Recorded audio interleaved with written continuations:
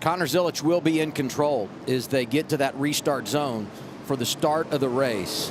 And it's so anticipated. You guys talked about it when we were showing the track map, how out of control things got. Lap 1 yesterday at the beginning of the Craftsman Truck Series event. Now there are 12 thinking about a championship. At the end of the day, there will be 8. Who survives? Who gets eliminated? We are green in the Charlotte Roval.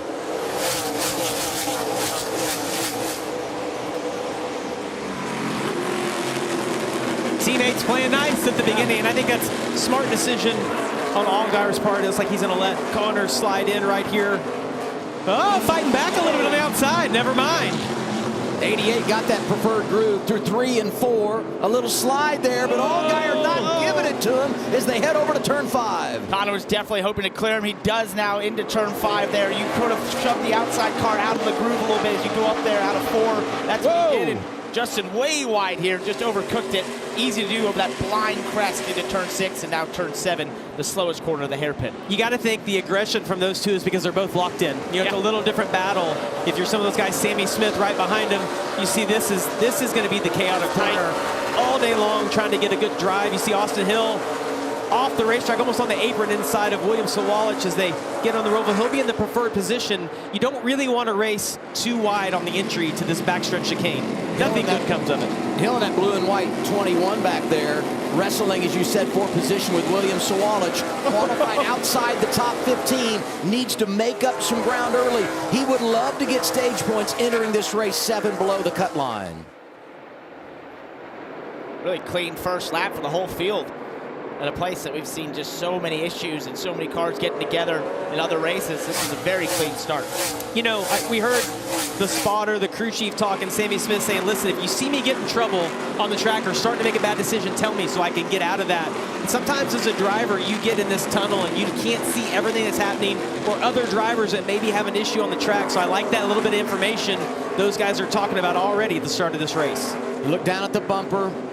Drivers highlighted in blue are going to be those that find themselves in the playoffs. Oh, I would say he got the wall there out of turn 1 or turn 2.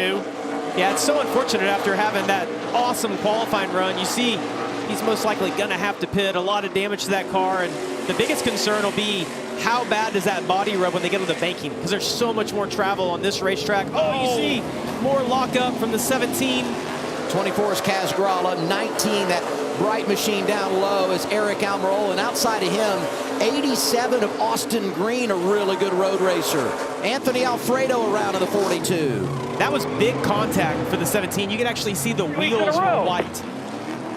Some frustration from Alfredo. Look at the right side, those wheels. Yeah, there's like concrete in there, so that was big impact from the 17 wherever he got into the wall. Updating our bumper, the drivers highlighted in blue, those in the playoffs. Highlighted in green are those that have advanced to the round of 8.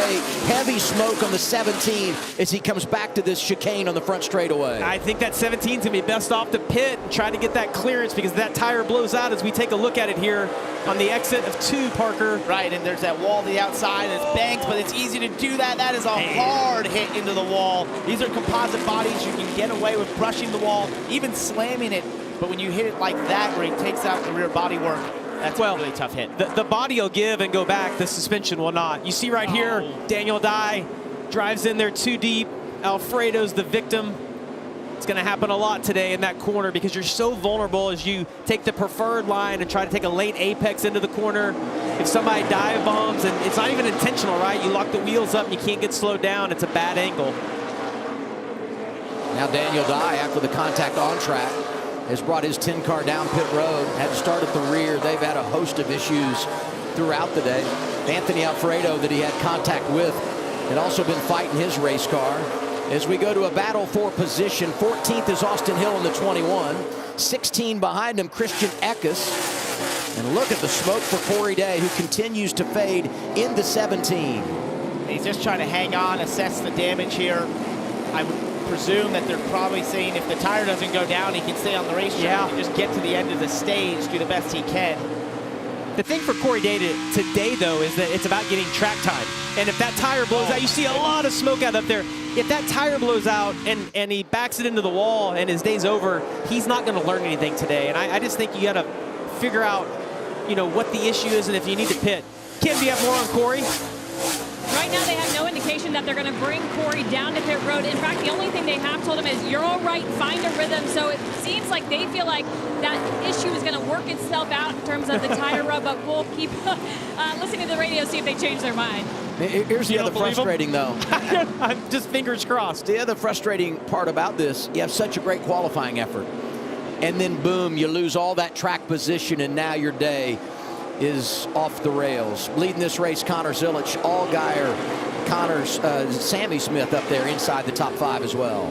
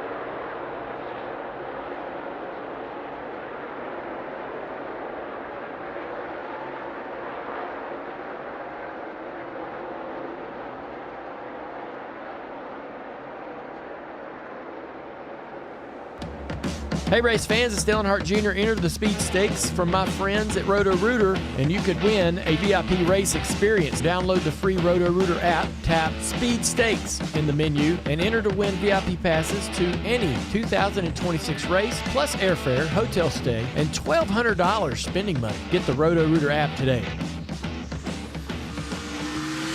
CW Sports back live at this elimination race for the NASCAR Xfinity Series. Charlotte Roval the scene. Problems early for the 17 of Corey Day. Slapped the wall. Continues to be under attack. 18 of William Sawalich goes by. Matt DiBenedetto waiting in the wings. Yeah, take a look at this right here. If you look at that left rear tire, Parker, if you'll circle that for me. Yeah, sure. The left rear tire sticking out from the bodywork quite a bit. Good job. There you go. Just a little bit from the bodywork right there. And then if you look on the other side, you see how the body damage, but the bigger concern is that that housing is shoved over to the left. It's either been a track bar mount, or the track bar itself is bent, and that's why we see him dropping so much. I don't know that they're going to be able to make much of a repair to that or help that very much for him when they do a stop. The biggest concern is if that thing is actually moving, because eventually if it's moving, that track bar mount fails, your day is done. Right. Playoff drivers for 12, 48, Nick Sanchez, 00, Sheldon Creed. One came in above the cut line, that's the 00. One below, that's Sanchez in the 48. And you see the impact of what's happened so far. Jesse Love helping himself. Carson Kvapil, Sammy Smith has as well. But look at Sanchez, came in 5 below. He's now minus 13 as they run on track in stage 1. Yeah, so we're going the wrong way here as we get further into this run. But just ahead of him is that 21 car of Austin Hill, who's up 5 spots since the start of the race. Came into this race 7 points below the cut line. Needs a big day, and he's showing some good speed here early on. Now catching Eric Almirola right there. Let's get an update. Austin Hill. Here's Dylan Welch. Yeah, and this is a team that I think we're going to have to keep an eye on here over these next few laps, because I spoke with Chad Haney, who crew chiefs this car, and he said it's critical that we get stage points in this first stage, and if we don't, watch for us to maybe try to flip that stage just to set us up better for stage 2 and the rest of the race. So this battle here, as he tries to close out on Eric Almirola, would be for 10th, which is when he would start to get stage points. I think they would like more than 1 point, though, so if they get down to the end of this stage and they haven't moved further forward, maybe the 21 tries to do something a little different here just to kind of protect themselves for the end of the race and to try to gain as many points as they can. I will say this, though, Dylan, if he can get up inside the top 10, and he's making the move on Almirola now, so he would be in a position to get, as Dylan said, 1 point, you're going to inherit some other positions, because undoubtedly some of these guys out in front of him, especially the non-playoff guys, are going to flip the stage, right? Think about Indy right here. Look at this right here. Watching the 19. I saw the 19 get high and then get right on his bumper going into the backstretch, and it just got me to thinking, is there maybe a little retaliation going to happen right here? Message, just make his life a little harder. I'm here. I think, to your point, Adam, that's absolutely going to happen. If you look at the 88 Konjazic, most likely going to flip the stages. You know, Justin Allgaier could potentially go and try and get a playoff point by winning the stage when we look ahead, but that's definitely a decision that all these teams and drivers have to make. But historically, if you're in 10th, you'll inherit a couple positions of drivers and teams that decide to flip it. But I think Mozak, Green, those are drivers that really, you know, they don't need stage points. And here's what you were talking about, Jamie. It got a little tight through the chicane. And even if you could we back that up a little bit more, like in the middle of 1 and 2 on the oval, Eric was right on his bumper. I don't think he was going to do anything. This is what happened in Indy that we're referring to. You see Austin gets loose, and then he turns right, hooks the 19 into the wall. It was a huge impact for Eric. Obviously, Austin got suspended the following week, was not at the race. But this is why Austin Hill finds himself below the playoff cut line. Not only suspended for a race, has to use the waiver, but with that, under NASCAR's rules, you lose all of the playoff points that you've accumulated. He had won stages, he had won 3 races. He begins the playoffs below the cut line. It's been an uphill climb ever since for him, and so that's why he's in this position. No margin for error and trying to come from behind to advance on to the round of 8. Talking about Austin Hill. 00 Sheldon Creed has also gotten by Almirola. He now rides in the 11th position, came into the day plus 12 on that cut line. Now the other end of the playoff spectrum. Been a tough afternoon for Harrison Burton, a playoff driver that has had a great year, but unfortunately the playoffs haven't been great to him post-Bristol. What are they dealing with today, Kim? Yeah, they needed a good day. Right now, not having it. Harrison Burton currently in the 25th position after starting 26th. And crew chief Danny Ackland was very honest with me, saying road courses have not been their strength this year. Despite that, when I talked to Harrison before the race, he said, look, I felt good in race trim. My pressures in my tires just weren't where they needed to be for quals. We're going to have to make some movement. They told him to be aggressive the drop of the green, but right now, it's very, very hard to be aggressive when you have a car that has no grip. That's the report he's giving his team. When I looked at Harrison coming into this weekend, my thoughts were I don't see that car having the speed to be able to go out and get stage points each time and get this terrific finish. but I think he's been around long enough, and he knows the car that he has, and he'll capitalize if these other guys have mistakes, or if chaos breaks out, maybe he can miss that. And to me, that's his way of advancing into this next round. 7 of the top 10 drivers alive for the championship, stepping up when you need to. You see it each and every year. And here are the faces. 4 are going to be eliminated at the end of the afternoon. All those drivers chasing a position in the round of 8. We're live at the Charlotte Roval.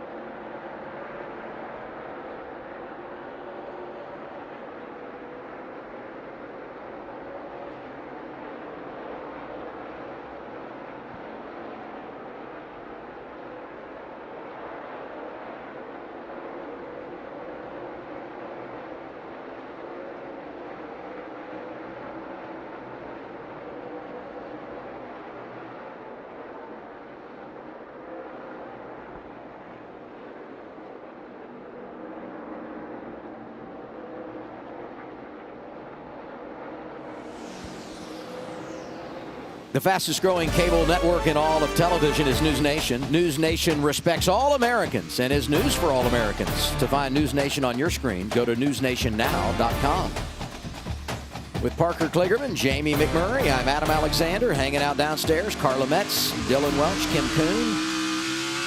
Over halfway home, opening stage, NASCAR Xfinity Series on the Charlotte Roval. Connor Zilic started on pole, has led every lap. And you know, in every one of his road course starts, he's led double-digit laps. Zilic is good. Unfortunately, problems for the 25 of Harrison Burton, Kim. Yeah, bigger problems than just the lack of grip we talked about earlier. Remember in practice, though, he was having fuel pressure issues. Will the team change both the fuel pump and regulator after practice before they qualified the car? But now the issue seems to be back. Take a listen to the radio. Fuel pressure goes out. slip on my downshift. I'm having to heel toe basically, and it's dead on the straightaway. It's the worst one yet. It's getting worse, man. I think it's gonna be terminal if we don't get something fixed. So you heard him say, I think this is going to be terminal for us. The team told him, we don't have a choice right now. We need to try to finish this stage if we can. So, Parker, if you're the driver at this point, are you freaking out? Yeah, I mean, you're looking at your season basically coming to an end, your playoff run here. Such an amazing job this team has done to be in the playoffs. But if you're having these sorts of issues, that's just a mechanical issue that's almost out of your control in a lot of ways. As the 25 is actually really slow right now as he was going off from the final chicane.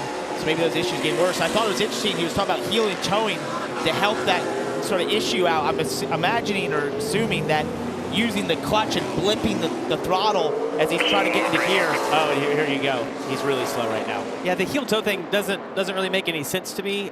If they replace the fuel pump, the regulator, it's obviously something different than that that's not allowing that car to have fuel pressure and allowing the engine to run.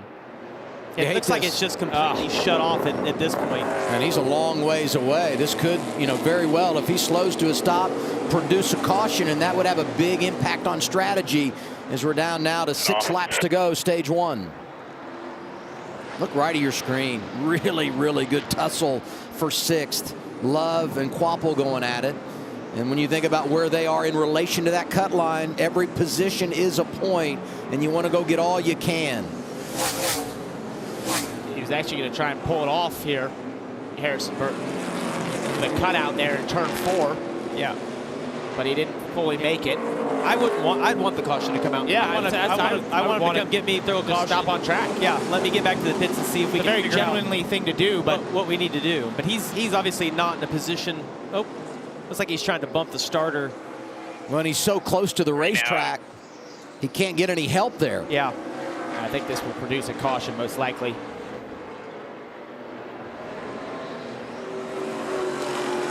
It seems when we come to this racetrack, there's always something. You just never know what it's going to be. And now we get this caution, and we'll see what that does, as I said, to impact the strategy and how everybody will handle this with what will be 5 laps to go in stage number 1. Tough break for Harrison Burton. Connor Zilic has led every lap, top 5, 88, followed by Allgaier, Mozak, Sammy Smith, Sam Mayer.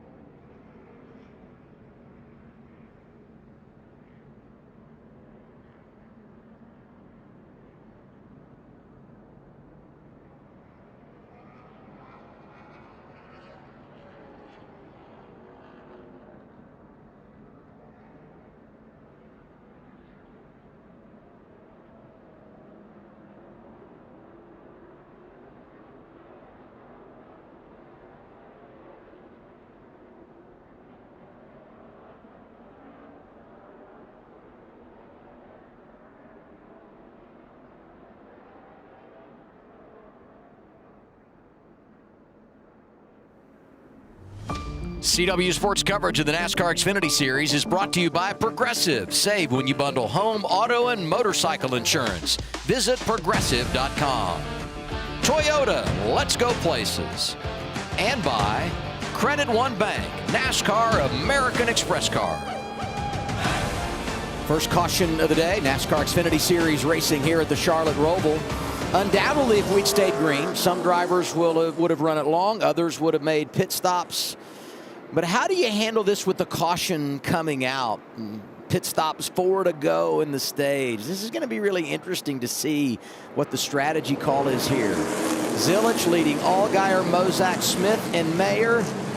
And it looks like everybody, at least all those up front, going to hit Progressive Pit Road. Kim?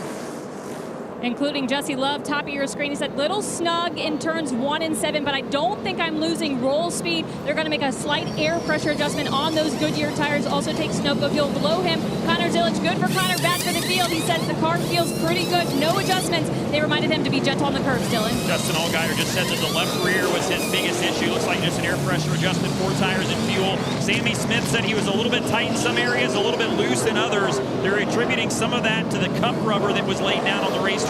Don't think they're going to make any too big of a change on the 8 car. How about this race off pit road? It's Allgaier first off Progressive Pit Road. Zilich loses 1. Smith up a spot, plus 2 for Jesse Love. Sam Mayer stays in the top 5. Almirola goes plus 4. And Austin Hill, who is in desperate need of stage points, goes plus 2 there.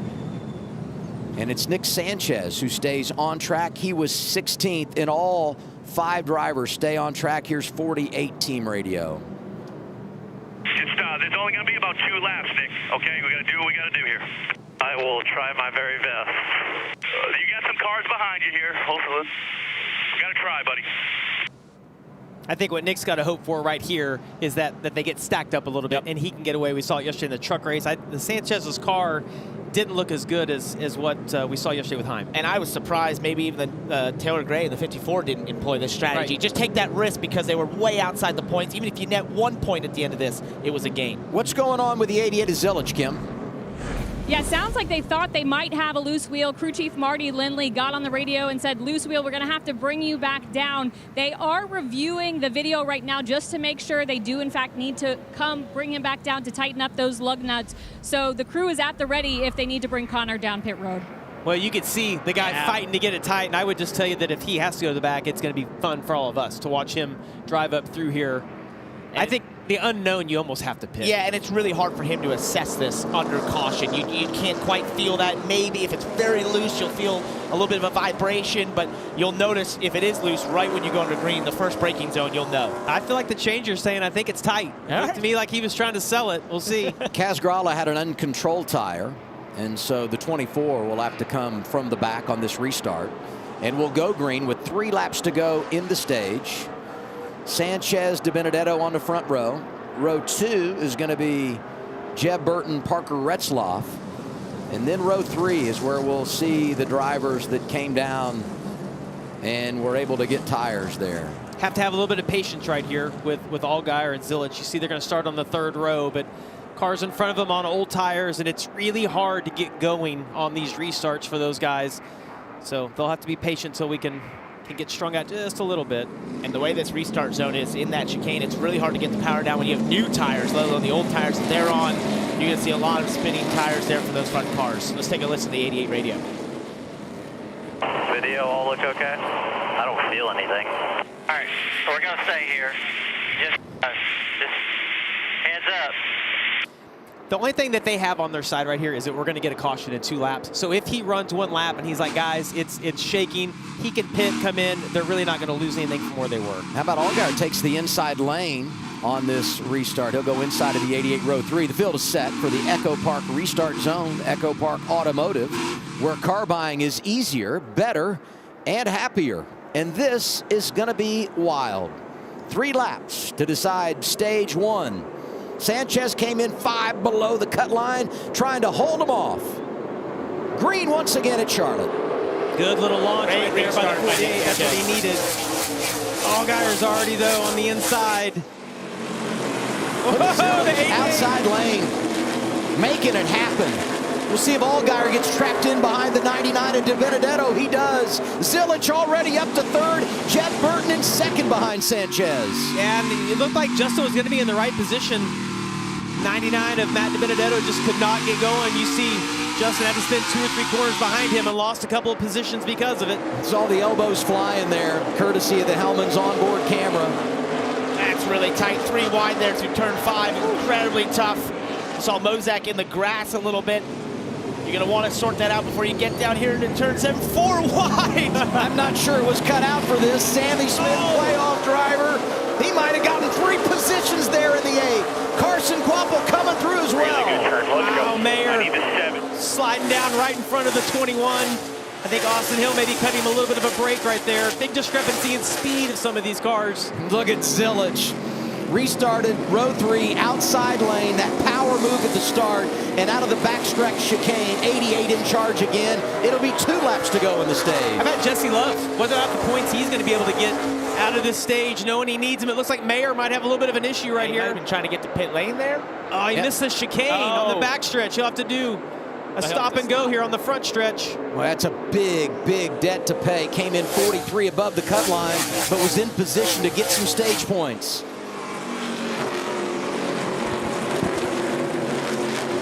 How about the guys running second and third? Came in on either side of the cut line, Jesse Love and Sanchez. And Sanchez just trying to hang on and get those points. But what a massive game this will be if he's even able to hang out for Sanchez. If he loses 2 or 3 more positions, it's been a massive game from being in 16th before. Oh, you see Mayer drop that right side off. Then watch how tight it gets here right on exit for him. He has to check up. Just tries to slide down in front of the 21 right here. Ooh, a little contact. I didn't think 2 side-by-side worked well. I didn't think 3 worked. Now I know 4 doesn't. I like Sammy Smith's position on that on the inside. A little bit safe for those guys on the outside. Great move. Here's the Sam Mayer deal. Oh, he just got pushed off 3 wide. And yet, I don't think he stopped. No, he didn't. And then he didn't stop on the front stretch. Yeah. So you get 1 more lap. If he doesn't do it next time around, and there it is right there. If he hadn't paid his debt there, he would have had to do a pass-through penalty or started at the rear when we begin the second stage once the caution comes out. So he's now paid his debt. He can move on. Big missed opportunity, though. And I'll tell you what, when he came out of that area, he was about greeted in the bumper by the 87 of Austin Green. Be curious to see how NASCAR views that, like coming back on, sliding down in front. And you got to come on as safe as possible right there. You got to give room to those guys that are actually on the track. Sammy Smith came in minus 14. He's up to 4th. He and Quapple both get by Sanchez. Austin Hill trying to make something happen too. Yeah, and I think these guys on the old tires have hung on better than we expected them to with the amount of laps that we're on. I know Sanchez is falling down to 6th now. I think it's a good lesson for later in this race for all these drivers that need points. They're seeing this. All the crew chiefs are all a bit of contact. there. William shaking his fist out the window. Hey, we talk about turn 7 and what a danger zone it is. Blue Cross and Blue Shield of North Carolina offers great care at every turn, and they are racing now for that second position. Allgaier and Love, and look at that. Almirola goes wide. Here comes Sheldon Creed. He's thinking stage points. Oh, yeah, these guys are all over each other. And the 19 of Eric Almirola totally missed turn 7, but fortunately there was no one on the outside, and he was able to slide up. And Nick Sanchez got really lucky. He got very close to clipping Nick Sanchez's rear bumper down in turn 7. We have had quite an eventful ending to the stage after that caution came out. We're starting to see some dents and dings on these race cars, but the 88 is all clear. Connor Zilich going to lead 18 of the first 20 laps, and the only reason he didn't lead them all in stage 1 is because of the pit cycle. Love hangs on for 2nd over Justin Allgaier. Smith gets points, so does Quapple. 4 of the top 5 from Junior Motorsports. Connor Zilich gets his 11th stage win of 2025, and it's the 5th time he's won a stage in the last 5 races. You're watching the NASCAR Xfinity Series live from the Charlotte Roval. We're on the CW.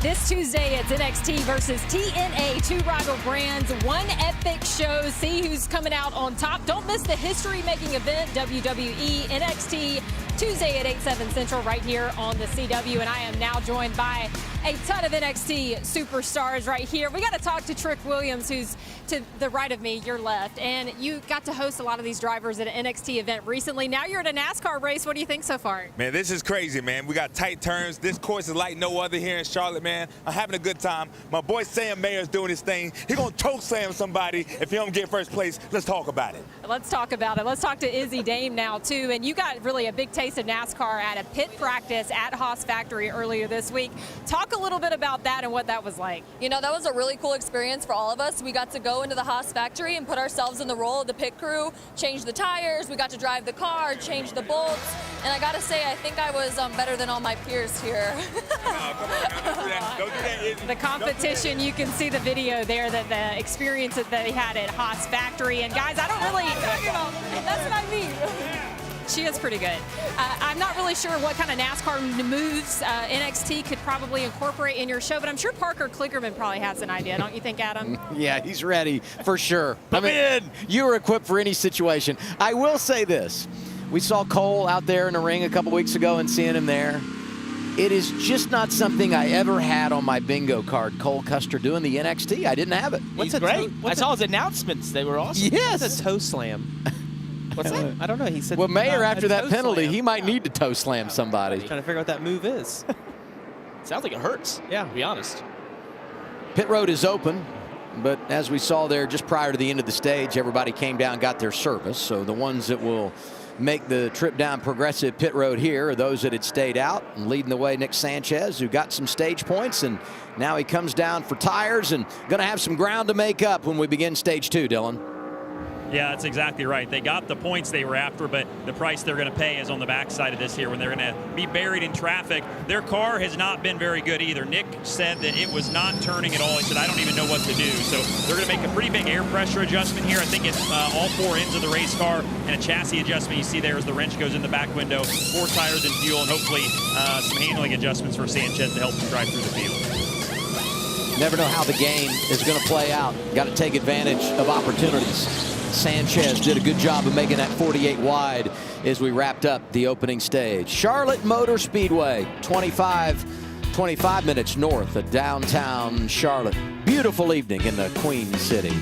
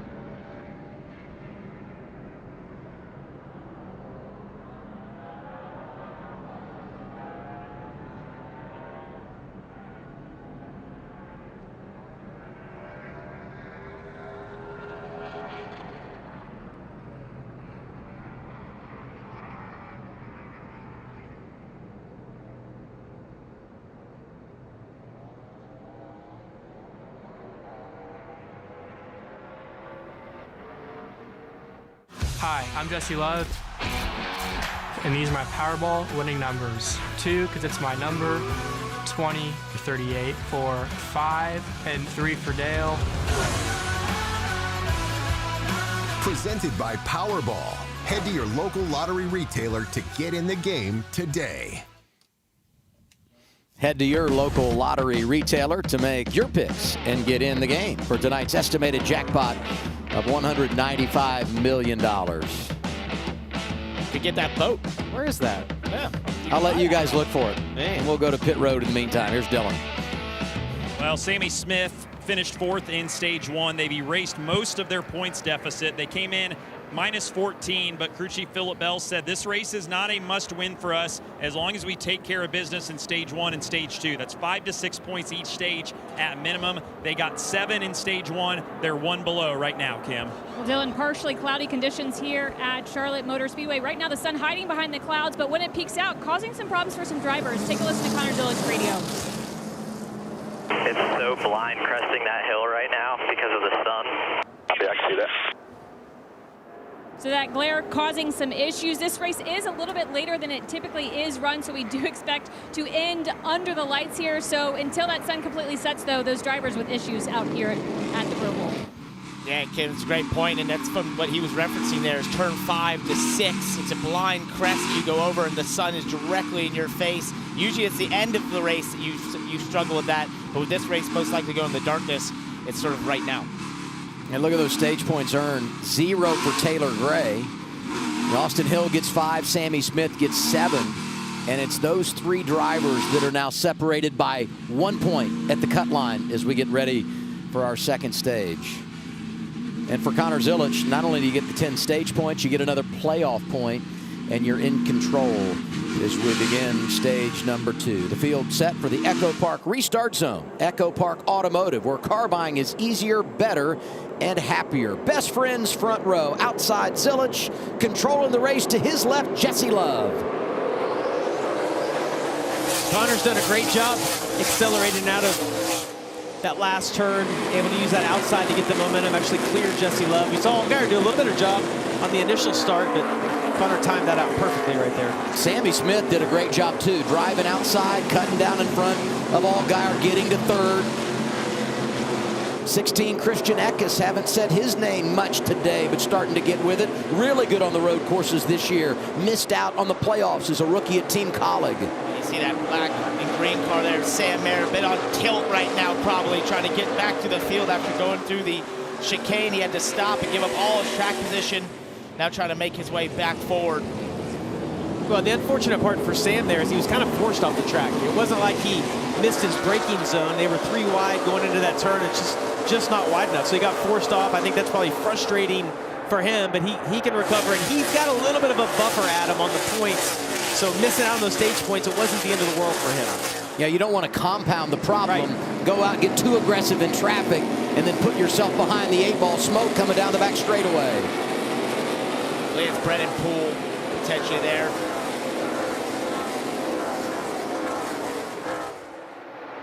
You know, Sheldon Creed has had a good playoffs. Back-to-back top 5s, driving that 0-0 for Haas Factory.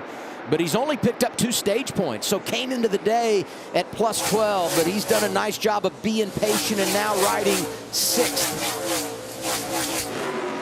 Yeah, I talked to him earlier today down in the garage, and he didn't seem overly ecstatic about that race car. It felt like it was doing some things well, but not everything that he wanted. And I think he kind of relegated himself to most likely being a top 10 competitive car, but not much more than that. And I think that's kind of what we've seen in the first stage here. And as we go into the second with that 0-0 looking like a solid top 10 car, but not what he really wanted to be in the top 5. Well, and if you watched qualifying earlier today, you know that all of the junior motorsports cars have been the quickest here. All those guys qualified well, along with the 17 of Corey Day, another car kind of out of the same camp. So yeah, these Haas Factory cars, the 6th best is about where you're going to end up if you're not in a JRM car right now. Oh, you see a little contact right there in the back. Those guys able to get it straightened out. I've been impressed with turn 7 today, Parker. It's been a little chaotic, but not as wild as what we expected. These guys have done a nice job. Just give it time, Jay. Yeah. It will happen. I was trying to sell it a little bit. And while everybody's been on their best behavior, we did have a 4 wide moment there. And speaking of, a little contact, Day to Benedetto. That's the most. Corey's got every corner of that car so far today. I think you look at it, it's been a lot of tape on that thing. Only his second career start on a road course. He was with us at what would be his home track out in Sonoma, California back in the summertime. Best career finish, top 10 at St. Louis. Raja Caruth drove this car last weekend. Did a nice job at Kansas. The qualifying had to make Corey feel good. That was pretty spectacular for a guy that doesn't have a road racing background, a dirt guy to come here and be able to qualify as well as he did. That was really impressive. This section here is so tight. As you come out of 1 through 2, it almost feels like a street course with the walls there on both sides. Josh Williams is stopped, could produce a caution. Be our third of the day, and there it is, caution number 3. One of those was the stage ender, stage 1, had the Harrison Burton car stopped, and now 45 at Josh Williams. It happened 7 laps in to our second stage. Don't know that this comes at a time to produce any strategy. We'll see what teams are thinking. Zilic continues to lead.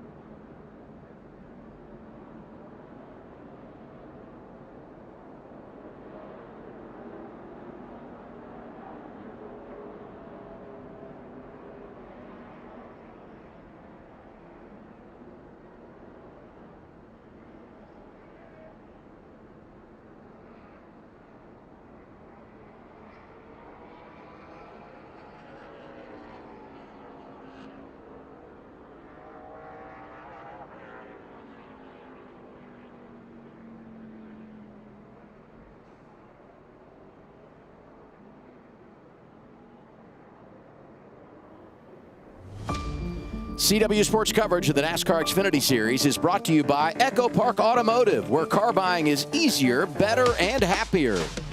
Toyota, let's go places.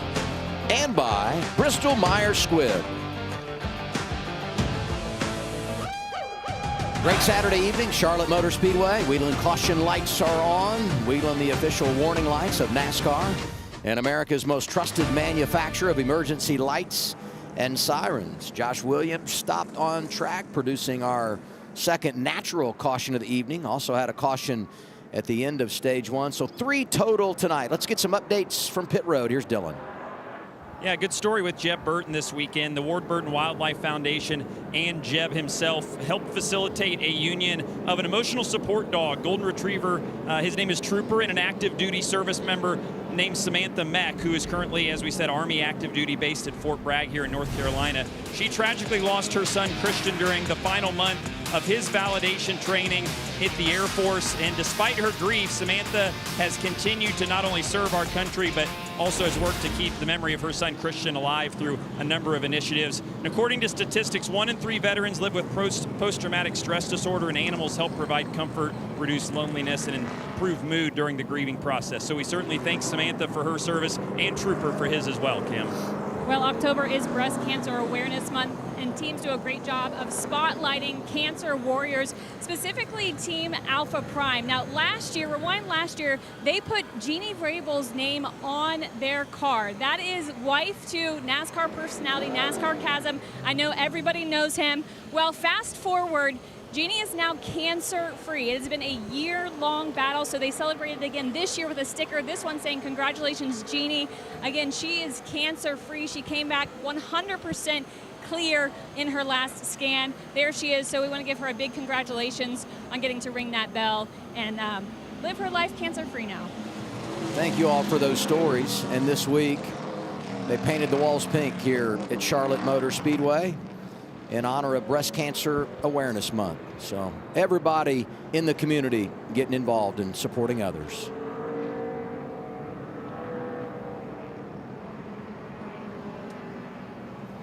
Getting lined up for the restart, and it will come right at the midway point of our second stage. Well, I look at that bumper, top 7 drivers, all running for a championship, 8 of the top 11. Sanchez 24th. After running it long in stage 1. Let's get some Connor Zilic radio. Copy. What's the playoff situation look like? On my screen right now, 21 is out by 1. The 8 is out by 4. 48 out by 19. And 25 is out by like 38. In Taylor Gray's the last one in. Quapple's 9 to the good. Sheldon's 9 to the good. And Jesse is 13 to the good. Copy. Connor Zilic, just a curious race fan there. Just want to know what the situation was. I feel like the guy was saying it like he was writing it down. Like, yeah, just give him Maybe he was. Let's go a little quicker. I don't think so. Spotter Josh Williams. Yeah. Sam Mayer radio. He's 11th for the restart. So it's stop no matter what? Yes, that's what they're telling us now. Bunch of f***ing idiots up there, dude. But I guess I know what I'm going to do now. Those who know. Be fine. Stay focused on the task.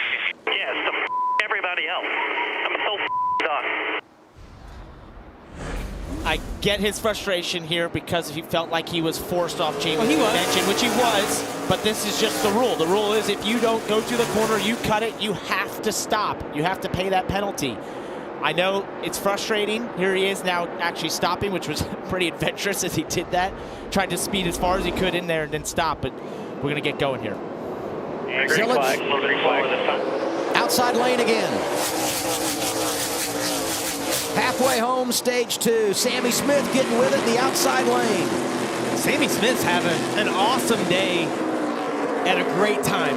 I don't know that anybody had him, picked as a top 5 contender at a road course, but Parker, he has done just an amazing job all day today. After the engine issue at Bristol to kick off the playoffs, I feel like at Kansas, they rose to the occasion for sure there, and they're doing it once again today. And this is what playoff runs are made of. When you can buckle in, lock in, and find extra performance, that's exactly what the A-team has done. I said during practice and qualifying today, my favorite part of this format are these elimination races and the opportunity to have that Game 7 moment. Mayer's had it the last couple of years. Sammy Smith getting it done today. Full contact, turn 7. Zillage got into Creed, who then got into the 7. Justin probably doesn't even know who to be mad at this point. Oh, no, and his tire rub there where Quapple hit him. And I just think back to last year. Right here. Sheldon Creed in this race. Well, both of them are. You see the one has some smoke on that right front fender. Creed looks good. Take a look back at this. You'll see the one just pop into frame and right into the door there of Sheldon Creed. Sheldon would have felt that. Would have been a shock. Yeah, I misspoke. I thought that was William Swalitza's cars look so much alike, but it was actually Carson Quapple who got into him. But Creed and Quapple both look pretty good right now. And Sheldon was able to get back by him, which was key.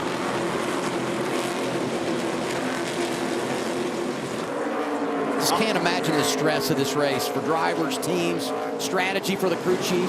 Well, and as you look at your screen there, Austin Hill had a lot of work to do, and he is slowly keep working his way to the front, having another great day, just like we talked about with Sammy Smith.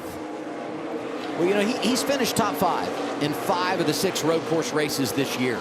And when you look at his resume and where he's won races throughout his career, you know, the only place he hasn't won is a road course. Connor Mozak in the 9 locks it up. Sam Mayer takes advantage. That worked out perfect for Sam Mayer right there as Connor was trying to stay off the car in front of him. He did get some damage there to the front end. It should be fine. Composite bodies are pretty durable. Hey, what the? See the rub there on the 1 still for Carson Quapple. Connor Mozak there, he kind of went to the inside, which means you shortcut the corner. You have a little less distance. He just overcooked it, then tried to park it, and that's when Sam was able to run in the back of him. Yeah, here he is going to the inside of Carson Quapple, the 7. He just realizes he overcooked. He didn't want to run into his teammate there. When he does that, he sort of checks up, and right then there, Sam Mayer ran in the back of him and moved him out of the way. Still a little bit of smoke off of Creed's car. It's on the left front in the banking on the racetrack. Doesn't seem to be as bad as some of the others that we've seen today, so it looks like he might be okay. He's 6th right now, plus 10, came into the day at plus 12. And I said, you know, last year he came in at plus 35. Got stage points in stage 1. You're like, he's good, move him on to the round of 8. And then it just came apart at the seams. Well, that's why everybody's terrified of the Roval, is because of what you saw right there on the front stretch. It just seems like at some point in all these races, we see a massive group of cars get torn up, and last year it eliminated Sheldon from the playoffs.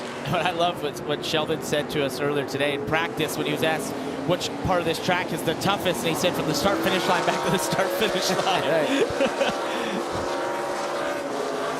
Watching Sanchez try to drive back through. And as we talk Sheldon Creed, we give a pop to his crew chief. Jonathan Toney was on the box when Cole Custer won the title 2 years ago. That group celebrated the regular season championship last season. Look at this. 2 rookies in the playoffs. Sanchez on board. This is the Toyota onboard camera riding with Taylor Gray. There was a ton of smoke there. Well, potentially one of these cars was locking up. I couldn't tell if it was the 48 or the 54. But you might pay a penalty for that big of a lockup. These tires this weekend, in the truck series we saw yesterday in practice today, cars that locked up, even just one time locking up for a long period of one brake zone, could damage that tire, put a flat spot, or even cord the tire. Well, we know that was an issue with Sanchez in qualifying earlier today. Had to live with that tire all of stage 1. Hopefully that same issue hasn't happened again. Nick's made steady progress through the field there, but not probably the speed that they wanted to get through the field after staying out at the stage break, stage 1 there to get the points. Allgaier already locked into the round of 8, and he probably doesn't want to see Austin Hill there, because when you think of the tracks in the next round, Hill is really, really good. He's won at Las Vegas. Obviously, he's unbelievable in the draft. We go to Talladega in a couple of weeks. The elimination races at Martinsville, where he won earlier this season. But Hill doing everything he needs to. Allgaier right in his hip pocket as they come to this chicane on the back straightaway. So, you know, Parker, just sitting here thinking, I don't know that we've ever run like this track on the oval, it's the most sensitive track we probably go to as far as day to night and the balance of your car shifting. I don't think we've ever run a road course where you went day to night, and we're going to experience that today. So we're going to get to watch together and see if the balance of these cars change. The only one I can remember was a couple years ago was the night race here for Xfinity, but it was in the rain, monsoon conditions, so that wasn't a good test. The pictures were amazing on that Saturday. So much to watch at the Charlotte Roval. Daniel Dye going for a ride. Payback from Anthony Alfredo. Zilich leading.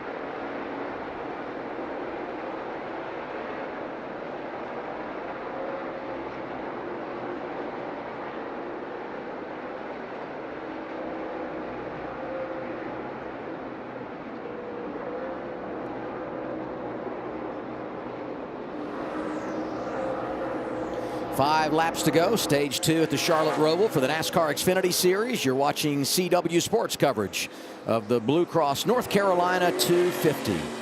Connor Zilich leading. He's led 33 laps today, won the opening stage. And now we're at that juncture of the race where you start thinking about strategy. The strategy really didn't play in stage 1 because we got a caution with 7 laps to go and most everybody pitted under the yellow. Now that we have this green flag field, going to be some drivers run it long, others will flip the stage, and it will present an opportunity for the shakeup. I would assume we'd see the 88 flip the stage, most likely, considering how far out front he is right now. Hey, how about 5.4 second lead over second.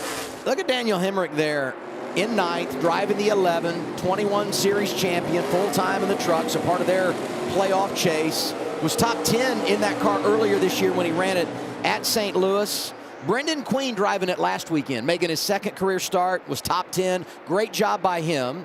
He clinched the ARCA championship today at Toledo. We offer our congratulations. And as we continue to do that, way to go, Corey Heim. Yesterday, winning the Truck Series race, coming from way back after being involved in that crash on lap 1. It was Corey's 10th win of the year. That's the most victories in a single season ever in the history of the Truck Series. Incredible run that he's been on there.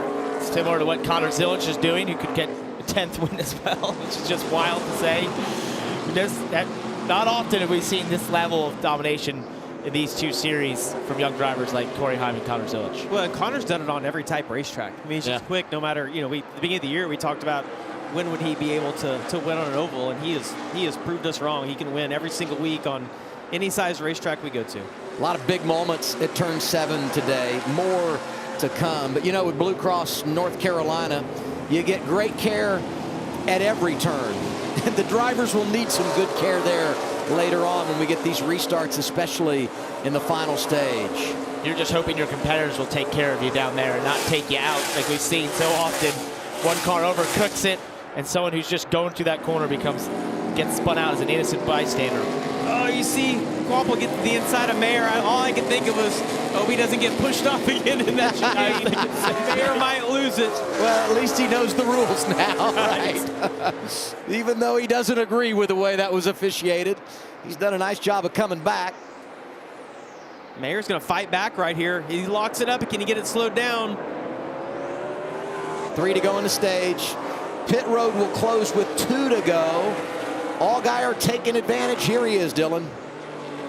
Yeah, he's in and has been pretty happy with his race car. Hasn't said much on the radio. They'll go around here and change right side tires around to the left side. Routine service for Allgaier. Just try to get this done quickly. Their pit road is very, very busy in the outside lane, so got to make sure they get out cleanly. Yeah, you see the 54 of Taylor Gray. Lots of issues for him. Forward drive being the biggest one. Also, front turn goes away after about 5 laps. That continued to be his complaint. No front turn for Taylor Gray.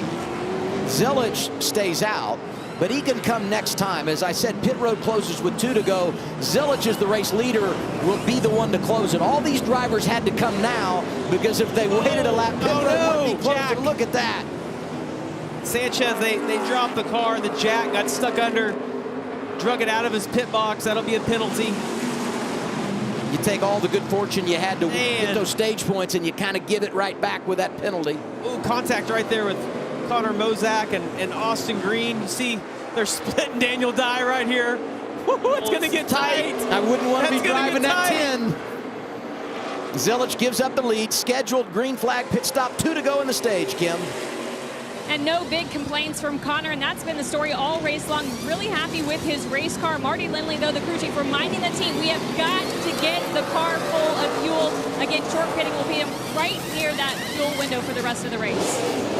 So he'll give up the stage points and the playoff point that comes with winning the stage, but he'll have the track position when we begin the final stage. Jesse Love stays out. So does Sammy Smith, Austin Hill, Sheldon Creed. These are playoff drivers that need the stage points to advance. They want to create some insurance at that cut line. Well, Connor's given up the 1 playoff point for the stage win because he's going for the 5 playoff points that go with winning overall today. By far the best car. Actually, the caution and then being able to pit when they did, the way that worked out at the end of stage 1 to get that playoff point there was just a bonus for them. As we jump to the front, and Jesse Love came in 5 points above the cut, and they have managed their day very well. I think this has been a very impressive performance by Jesse Love and this 2 team. Under the pressure they were under coming into this with the point situation, to go out there and perform the way he has, to be able to go and win this stage is a massive statement, and I think it's just exactly what they needed to do. We've had that pep talk at the beginning of the race from his crew chief Danny Stockman, who said, you know, we got to take when we can take, but also give at times. I think he's done that perfectly. Well, he's going to have 19 stage points today, right? I mean, the most of anybody in the field. So, yeah, incredible job by that whole team. You referenced what happened to Nick Sanchez when he made his green flag pit stop. He took the jack out of the box. That's removing equipment. NASCAR has penalized him. He'll have the pass-through penalty. Just a tough break and a big moment for that team, who already had an uphill climb to advance to the round of 8. The jack man there, you saw him. He was trying everything he could. He's going to need something major to happen in the final stage if he's going to be in position to advance. You think about the problems for Harrison Burton. So 2 playoff drivers. At this point, you feel like it just about sealed their fate on not being able to advance. Going to be very difficult at this point. And Jesse Love trying to do the opposite, take advantage, get a playoff point, get 10 stage points, and feel really good about your opportunity to go on to the round of 8 for a second straight year. Second-year driver from California. And you talk about wanting points, Sheldon Creed, Carson Quapple going at it for 4th. They've been going at it forever. 20 laps. It's been going on before the pit stop, after the pit stop. They know how important those points are. 2 couldn't get away from each other. It's like the balance of wanting the point, but you don't want to wreck and tear something up and give it all away and then really make your life difficult in the final stage. Tremendous effort for Jesse Love. Stayed in the game, put himself in great position, and when others pitted, he takes over the race lead, and he's going to drive back to the green and white checkered flag. For Love, it's his second stage win of the year. He also won a stage earlier this season at Talladega. Sammy Smith is second. He gets 9 stage points. Austin Hill ends up 3rd. Creed and Quapple 4th and 5th. Sam Mayer 6th in stage 2. Zilich, by the way, makes his green flag pit stop. He ended up 10th in the stage. 2 stages down, 1 to come. And the drama is about to unfold. It's a playoff elimination race at the Charlotte Roval. And so far, so good for Jesse Love, who takes the green and white checkered flag. His pit stop when we return on CW.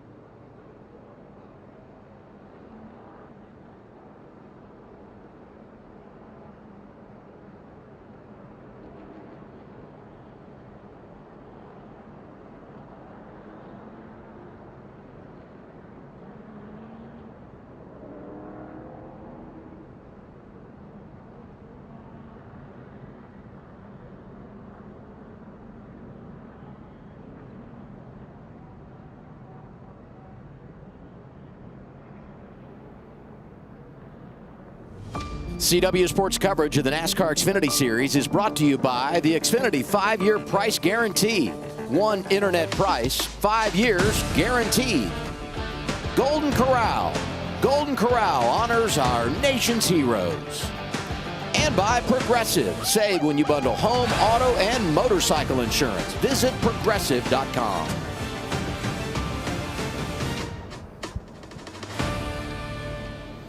The Whelen caution lights are on as we wrap up stage 2. Whelen, the official warning lights of NASCAR and America's most trusted manufacturer of emergency lights and sirens. You know, talking about Whelen, Jesse Love with a special paint scheme here this weekend gets the win in stage 2. Jesse and Whelen honoring the National Fallen Firefighters with that paint scheme today. And, you know, they do so many good things organizationally. Jesse does as a driver. And nice to see the recognition here today and getting that big win in stage 2. Look at that. 19 points for Jesse Love today. Both he and Sammy Smith, Austin Hill, Carson, these guys needed to have good days, and they have all capitalized on it. You know, as an organization, RCR, what a big day. It has been. They needed it, too. If both their drivers advance, oh my goodness, it will be huge when you think about what happened in those first 2 races of the playoffs. I would also say, though, after these pit stops, they're going to be buried, and that's when the chaos could begin. Progressive pit road is open. Kim, what's happening? Top of your screen, stage 2 winner Jesse Love happy with the car. The car better, doesn't have to wait on throttle in turns 1 and 7 anymore. 4 fresh Goodyear tires, Sunoco fuel. Below him, Sheldon Creed. After that left front damage on the racetrack with Quapple, he said tighten all the right-handers. They will make a chassis adjustment and change tires as well as take fuel, Dylan. Sammy Smith has scored the second most stage points of anybody today. His car is still tight. He asked for more front turn, 4 tires, fuel, and a chassis adjustment. Austin Hill said he was on the tight side there as well, but closer to freer on that run. So step in the right direction for the 21. They had routine service as well and a good pit stop, it looks like. Jesse Love best off pit road. Austin Hill does go +1. Smith loses a spot. +2 for Mayer. Quapple, the 5th guy off the pit line. But keep this in mind. Bunch of drivers stayed out after making their pit stops under green. And the 0-0, Sheldon Creed with a slow stop. Well, yeah, watch this right here. One of the lug nuts falls off. He has to go back. Oh, he's pulling it out, the fender right there. Got it pulled out. We saw that little bit of a body rub that they had. Only lost 2 spots, though. Way to get it, guys. I'm going to tell you what, where those drivers are, when you look at the points, Hornet's Nest. It's about to happen. The Charlotte Roval about to live up to its reputation.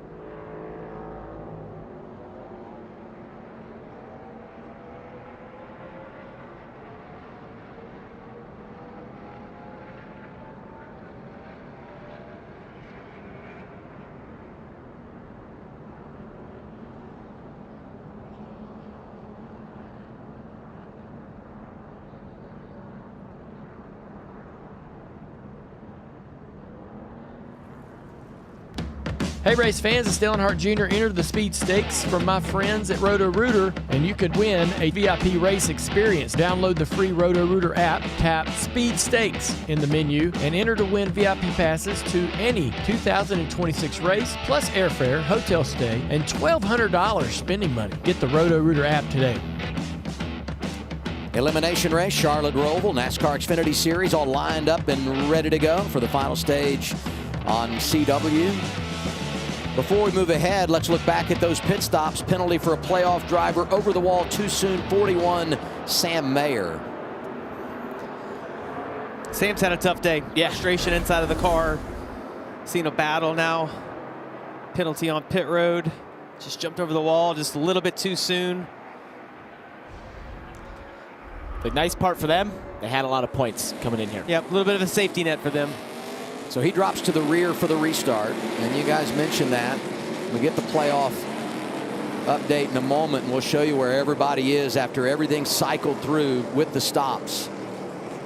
Now's when I would want to know what the points are. Well, you know, like, I'm going to tell you, here's a guy that you can almost count positions now. Here it is, the playoff update brought to you by Bristol-Myers Squibb. Look at Taylor Gray, flips the stage, going to restart in the top 10 plus 14, and all those other drivers that pitted restarting from 17th on back, led by Jesse Love. From Taylor to Smith, it's an absolute dogfight here in this last stage. Ready for the green flag, final stage, and the Blue Cross, North Carolina 250 at the Charlotte Roval, outside lane. Connor Zilic, replay of the start of the race with Allgaier up there with him. Another incredible restart by Connor Zilic. He's able to just fire out of that chicane so well.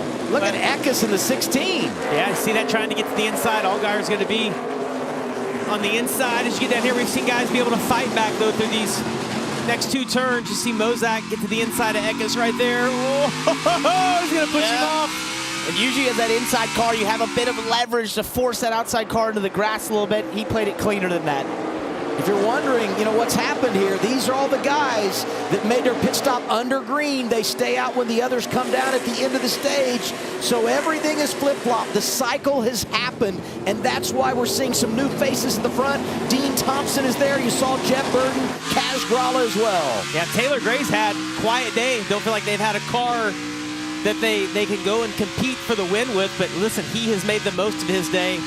Was behind at one point. You see right now, pretty good position, Parker. And he spent most of this race outside the top 15. Oh, there goes Dean Thompson, overcooked it.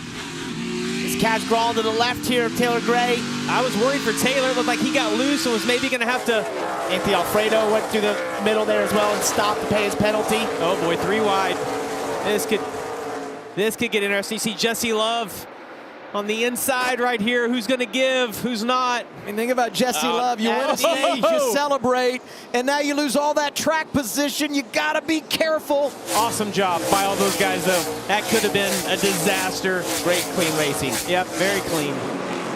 Love right now showing +6. Not a huge advantage for the 00 of Sheldon Creed. He's at +4 right now. See Dean Thompson just wheel hopped a little bit as he was trying to turn in, got loose. Nice job getting stopped right there. Pay his penalty. Oh, a little Alfredo. contact. Oh, and Matt.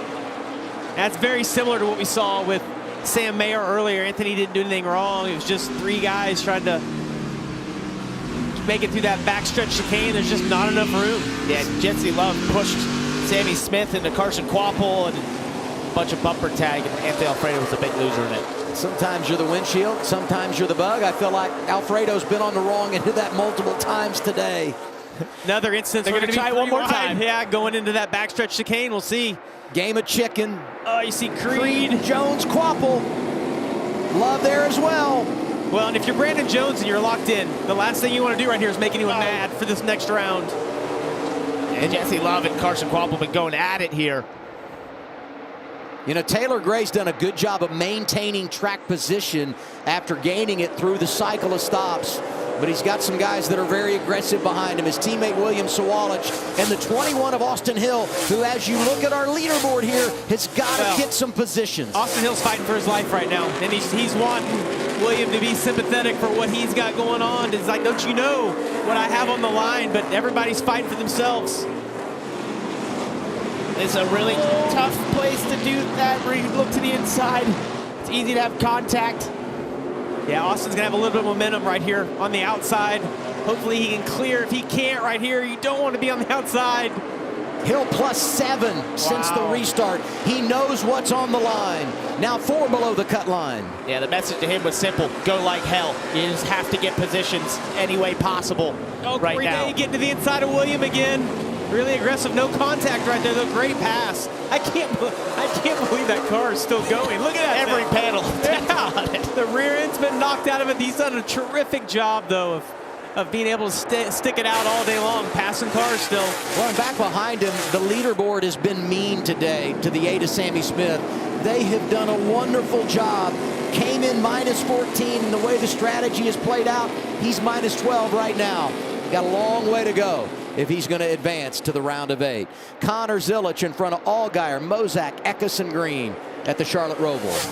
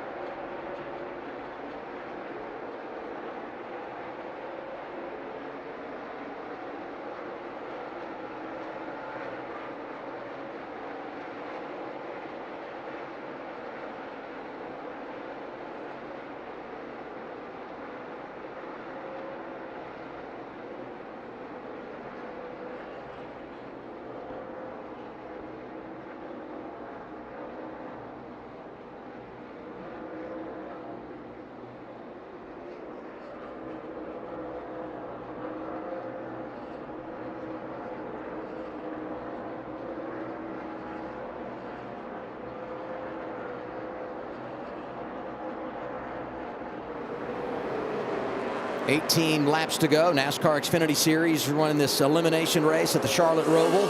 It continues to be the Connor Zilich show, and while he is checked out at the front, we get the playoff update, sponsored by Bristol Myers Squibb.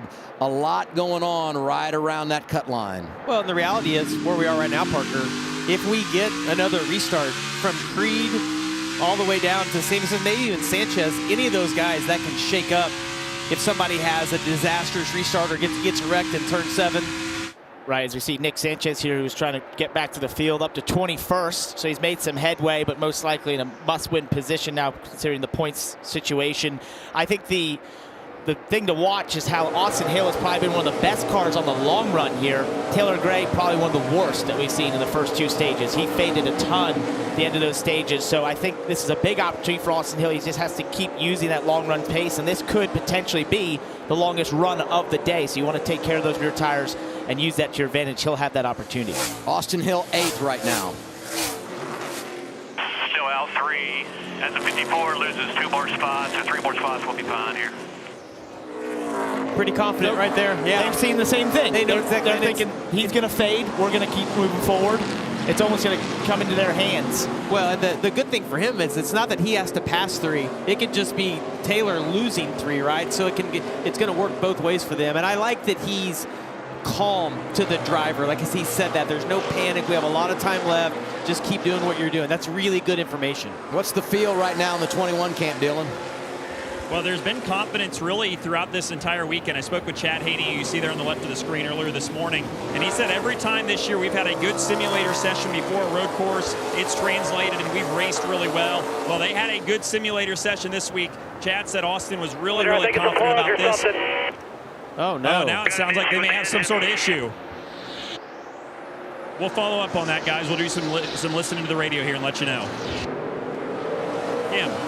Let's get a Toyota driver update. On the flip side of that, Taylor Gray currently +2 as they run in the 11th position. And despite having some strong runs this season on road courses, it has been a battle of a day. They entered today's race +16. That quickly went away with their qualifying effort. Started this race 17th, was kind of mired back there for the majority of the race. Stage points was one of their goals. They earned no stage points. What they did do is they flipped the second stage to get track position in this final stage.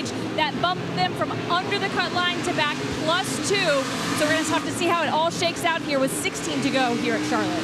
Such a hard position to be in where Taylor is, where you don't have a fast car. They've put you up front, and it's like this slow death, Parker, right? Because you're like, I'm doing everything I can, knowing Sammy Smith is most likely going to get by you because these guys have had faster cars all day long. But the last-ditch effort was to do what they did. Flip that stage, get some track position, and just hope you can hold him off. And right now he's hanging in there, but I'll say this too. 16 laps, an absolute eternity. You had to try. As we look at the 21 on the right side there, we heard some of that radio. Sounded like he said plug. Yeah, I was watching him, and he didn't look slow off any of the corners. Yeah, the lap times are still holding on. Oh, look at that. Well, there's that pace is off right there. So he was driving away from Kaz Gralla, and now Kaz has caught him and gone by. Things down a cylinder, and maybe that's what he thinks. He was 2 back, now 3 back as he loses that position. And this is why in Taylor Gray's position. It didn't work. Yeah, copy that. Oh no. So is he? Maybe it's cutting out. Possibly it's why he's saying it's a plug. It could be sort of an intermittent cut of power. Yeah, because it looks like it accelerates pretty good. Back to Dylan. And they just came on the radio and told him to try to cycle through everything and try and restart what he can inside the race car. And it doesn't seem to have helped. But at this point, they kind of just feel like they got to ride it out. You can't bring it in here and give up all this track position. You just got to hope that it stays together until for the final 15 laps. But as you heard, doesn't sound super optimistic behind the wheel of the 21. And think about that. Around a road course, you're shifting multiple times on every corner. You're braking. Yeah, how do you do that? Even when you're on the straightaways, which are the bank corners, you're having to shift. So you're having to do all this inside the race car while trying to hold on. Say what you will about the playoffs. This is the type of situation that only arises because of this format and the way it's designed, with immense pressure on Austin Hill and this 21 team right now to fend off this issue and try and make it to the next round. Well, and you see how well that car's handling. He drove right underneath Kaz Gralla in turn 7, but there it goes slow again. He is on straightaway, has no top end speed. Back to Kim as Creed goes around the 21. We've talked about Taylor Gray all day long, how slow they are. He told me he was going to be lucky if he finished top 8. Maybe, though, a silver lining with the 21's issue. They finally just told Taylor about it. Take a listen to the radio. think the 21 may have dropped the cylinder. So stay the course, smooth and steady. So, Parker, what kind of levity does that give you as a driver? Obviously, he still needs to be a little bit aggressive, but can he take a little bit of a breath here, knowing that the 21 who's battling right on the other side of the cut line is having issues? Can't take a breath, but he's loving what he's seeing in front of him as that 21 gets closer and closer to him, and the way he caught him at the end of the turn 4 oval side into the final chicane is the thing that he loved to see. Was, hey, I can see that car's slow. I'll tell you what he's doing. He's licking his lips because he can see that he's getting ready to pass him. And that's a 2-point pass because you gain a spot and he loses Absolutely. one. That's huge. 14 laps to go. Zilich leading Allgaier, Mozak, Eckes, and Almirola. Big finish coming.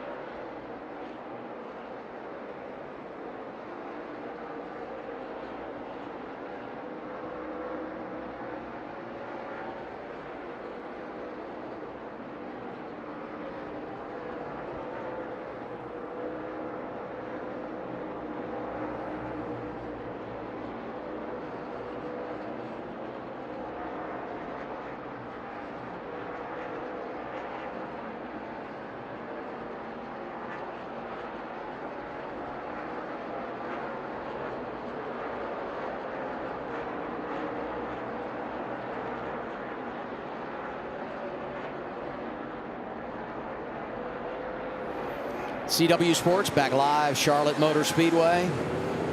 Closing on 10 laps remaining at the elimination race in the round of 12.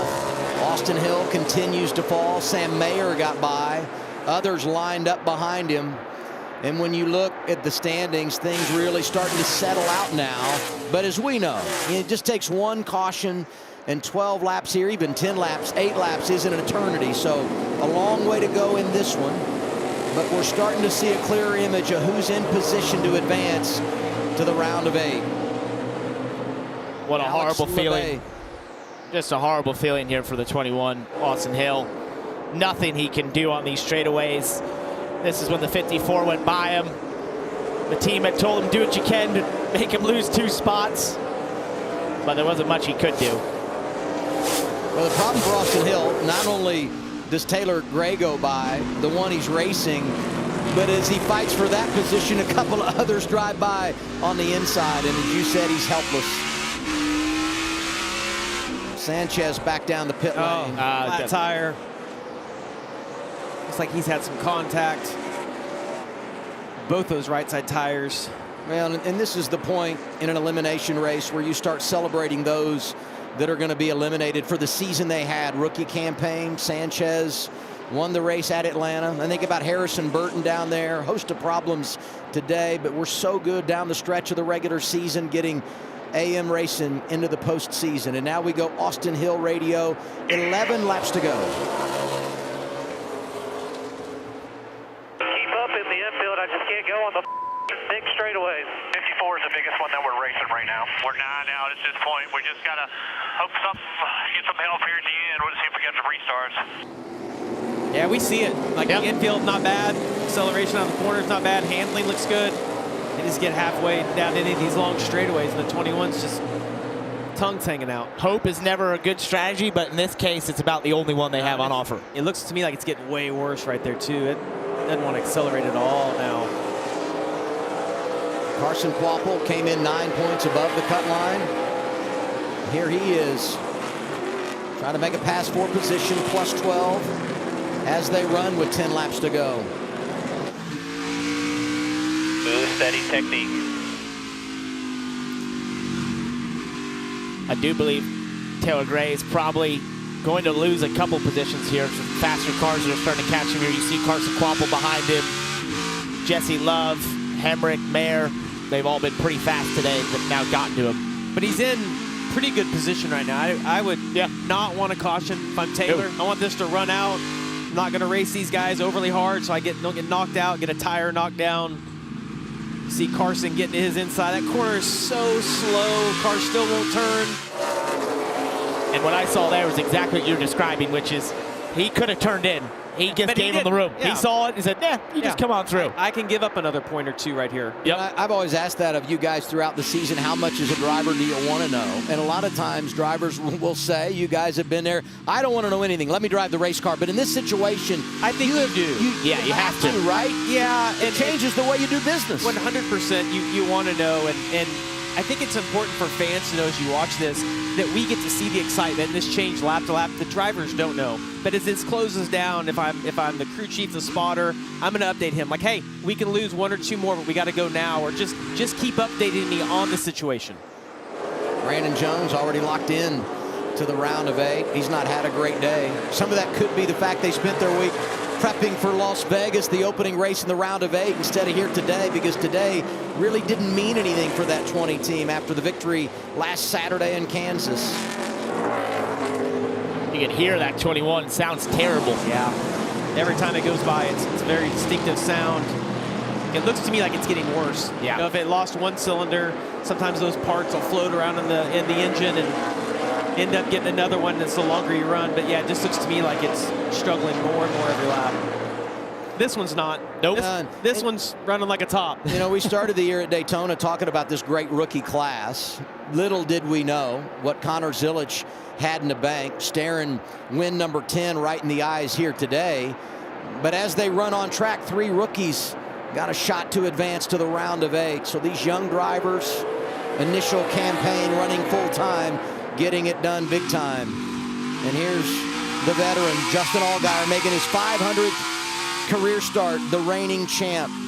And running in the runner-up position, is already advanced to the round of 8 on points, and a solid performance here this afternoon. Great run by Allgaier today in general. I don't put him in my road course category of guys when we come to these places, but qualified well, he's raced well all race long. And I think it's safe to say that we would all have the guys running first and second here on the road course as the 2 picks when we get to Phoenix. Both those guys, it's gonna be really fun to watch. I feel like the front 2 of this race are each in their own class, and then we have everybody else right now. Connor Zilic has been incredibly fast. Allgaier has been the closest to him all day from practice and qualifying, but just hasn't quite kept up with him.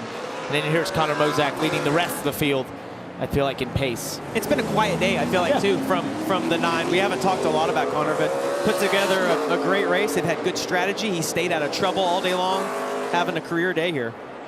Outstanding effort 2 years in a row for Junior Motorsports here on the Charlotte Roval.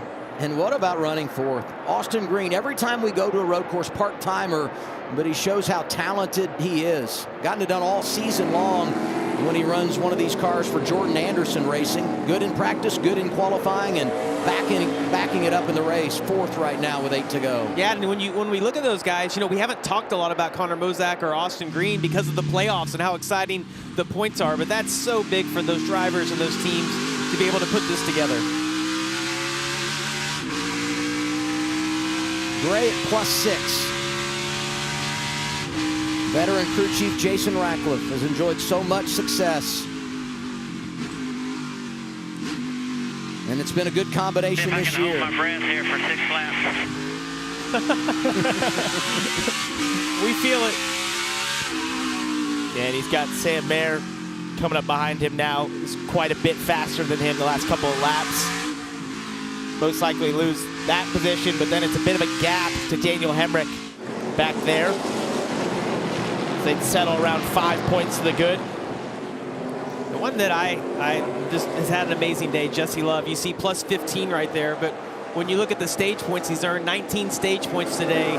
They have had an incredible race to be able to put themselves in this position. It's been a lot of fun to watch. And hey, we talked about his teammate Austin Hill, who's so good in the draft, and how dangerous he could be if he gets to the round of 8. Jesse Love in that same category, such a good drafter. Won earlier this season at Daytona. He advances.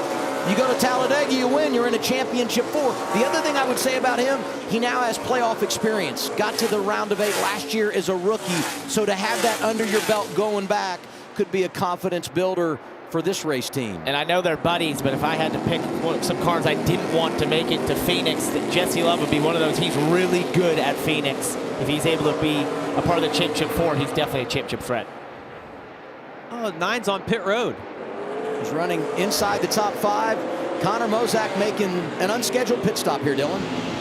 Yeah, it sounds like they've got a fuel pressure issue of some sort, so unscheduled, as you said, and a bummer ending to this day. That was a really, really solid all-around performance from Mozak in the 19. Graduated from High Point University, and we've told his story. Tremendous road racer, getting it done over in the Craftsman Truck Series, but pops up occasionally driving in Xfinity car. I remember when he made his debut on the road at Portland a few years ago, impressed everybody. That time out driving a Toyota for Joe Gibbs Racing. Last couple of years here at the Roval for Junior Motorsports, and today definitely not going to get the finish he deserves. Heartbreak, but he needs to be proud of what he's done today. Did a great job. It just didn't work out. A couple of more young drivers from Junior Motorsports. Sammy Smith, Carson Quapple, 9th and 10th. As they played nicely, boys. Look at that. Sammy gave him a little room. He's going to have the momentum on exit right here. Those two guys, it's got to be somebody on the radio being like, be clean. You guys are both in good position right now. We don't need any cautions or to lose any points. Sammy Smith just desperately needs to get going. Needs positions. This is not what he wants to be dealing with. He's trying to fend off a car from behind him. He wants to be focused going ahead towards Kaz Gralla and Jeb Burton. But what a day for Junior Motorsports. You sweep the top 5 positions in qualifying. You win a stage in the form of Connor Zilic. He's led the most laps, got a spot to win it. Chance to put 3 cars on to the round of 8. JRM's been outstanding here this afternoon. Let's get a report from Dylan. And I think you guys have talked about it for the 8 on Sammy Smith. It's just kind of one of those situations where they got buried too deep in traffic, and now they've sort of run out of time, but they've also sort of run out of cars to pass. So as he sits here in the 9th spot right now, 6 out, it's going to take a lot of guys falling out in front of them for them to be in a position to capitalize on all that. And a tough way to end this. They put together a really good day. Sammy did a lot of prep for this one. He said, my road course stuff this year has taken a huge step forward. I feel really confident about it. But barring a miracle, it may be the end of the road for the 8 car today, Kim. Well, Dylan, headed into this weekend, I don't know that the 54 team of Taylor Gray thought that this is what they were going to have in mind when they thought about their program here at the Roval. It just was a day that did not start off good. Really unload great, didn't qualify great. He has battled an ill-handling race car all race long. In fact, he told me before the race, we are just slow. And it's not just the car, it's the driver too. Jason Ratcliffe, though, the veteran crew chief, made a great strategy call before the end of stage 2 to flip the stage, get track position, put them in a spot to be plus to the cut line. Right now, though, Gray just trying to hang on, currently running +6 with 4 laps to go. The team giving him a points update about every lap or so. That's what it's all about. Survive and advance. You get through today, you reset, and the day might be done for Sammy Smith when you think about the opportunity to make a late race rally and get some help to advance. Here he is on pit road. Tough break for Sammy Smith, Dylan. Well, and I think this may be by design. Look, you're not going to just drive through the field here with 4 laps to go, but if we get a yellow here and you've already pitted, tires matter. So they're going to come down here, nothing to lose. They'll put tires on here. We talked about needing a miracle. Sometimes you got to take things into your own hands and make one of the yellow. This may be what they needed for the 8. Oh my, it's like a Hail Mary call. Wow. And the prayers may be answered for Sammy Smith. This is remarkable. Absolute game changer here. Look at those guys. Sometimes it's better to be lucky than good. You pit, you throw the Hail Mary. Sage Karam has a problem. The caution comes out, and it may be the break the 18 needed. Talk about a turn of events immediately. You think it's over? Yeah, the frustration for Taylor Gray and Sammy Smith thinking he's out of it, Adam, and now all of a sudden might be in the best position of anybody. And we know how much tires are worth, so I assume most of your leaders are going to have to come down pit road. We did see Nick Sanchez hang on in that first stage. They're late for a couple laps on old tires, but with fall off being over 2 seconds per lap. How about the guts from Philip Bell, the crew chief, that said, you know what? This is our only path. We're going to do it. We're going to live with it. And bam, this may be it. That's a great call. The hits just keep on coming today for Junior Motorsports. Yeah. And Connor Zilic is like, are you kidding me? That's 5 more points that I could take to the next round, a 10th win. And instead, the caution comes out, and now decision-making time. Back down to Dylan. So a little bit of an update on this. This was not planned. They had a right front coming apart, and it is back here behind the pit wall. So they got lucky with that. But again, sometimes you got to be lucky. Sometimes you got to be good. They may have been both. This is the right front that just came off the 8 car. Timing was impeccable there, and they are in the catbird seat here potentially. Okay, so maybe it wasn't a gutsy call by Bell, but as Dylan said and I said, sometimes it's better to be lucky than good. And hey, keep this in mind as we start looking ahead. If they can advance, won last fall, Talladega, so another one of those drivers that you start thinking about in the next round. And he was outstanding at Martinsville earlier this season. Wow, this race never disappoints. The Charlotte Roval always produces something. Here's what brought out the caution for a 5th time today. Well, we talked about this being the longest run of the day. Sammy Smith having the issue that he had with that same right front tire. Sage Karam. See that tire goes down, comes apart. Yeah, and Sammy Smith's issue there, it looked like those were definite flat spots that developed into blisters and eventually just starts cording the tire. We've seen that all weekend in trucks and Xfinity. You lock these tires up, they don't last very long. We're going to go to overtime. And as I look at our leaderboard here, you know, road courses, you just don't put a lot of drivers a lap down. And we got 30 cars on the lead lap. And where does that factor in to how you handle this situation? Because as we all know, tires have been the end-all be-all. We saw it there at the end of stage 1. We saw it yesterday in the Truck Series race. We've seen it right here in the Xfinity race at the Charlotte Roval. Happened 1 season ago. Now we get some team radio, Taylor Gray in the 54 group. Is that due for the 8 right there? Well, it was going to be bad, but he was on pit road when the caution came out, so now he's got 4 tires. We're working through it here. Be ready. Let me know when it opens, Tony. Can you feel? They thought the same thing. You can feel the stress, like, really? And really? the anxiety. By the way, we're going to overtime for a 5th time of the last 6 Roval races. Free racing on a Saturday evening here on the CW.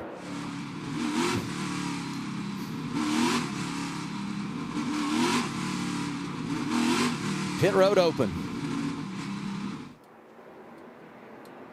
See how many games are played right here with Fake out. Wants to take a big risk.